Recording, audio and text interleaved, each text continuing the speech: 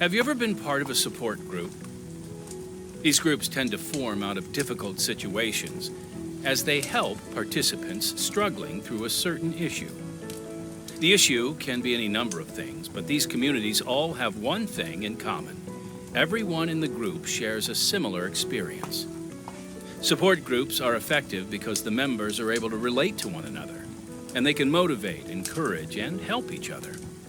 When someone's endured unbelievable pain, for example, they tend to look for a person who understands. Well, today we'll meet Lynn, a woman who found this perfect person. Lynn's here to share with us her true story, but she has to begin when she was 7 with her stepmother's abuse.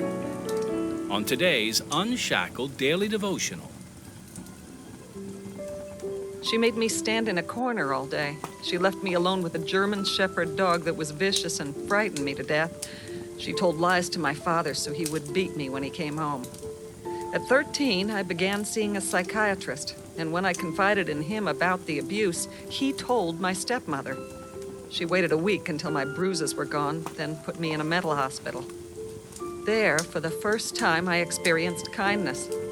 The doctor suspected abuse, and when I felt safe enough to tell the truth, they let me stay 6 months and then sent me to a Christian youth home far from my parents.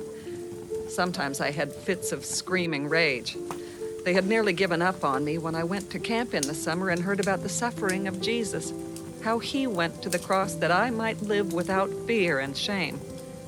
I accepted him as my Savior, and he gave me real peace. Right away, the staff noticed the change in me, and I stayed to finish high school. A few years after my salvation, I threw away the tranquilizers. Jesus even set me free of the hatred and bitterness I had for my stepmother and father. I know that whatever your heartache and pain, the Prince of Peace will change everything and set you free.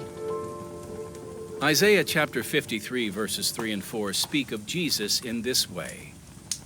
A man of sorrows and acquainted with grief. And we hid, as it were, our faces from him. He was despised, and we esteemed him not. Surely he hath borne our griefs and carried our sorrows. Friend, Jesus knows your pain. He has endured the depth of suffering and deepest separation from God. And what's more, his suffering was for you and for me.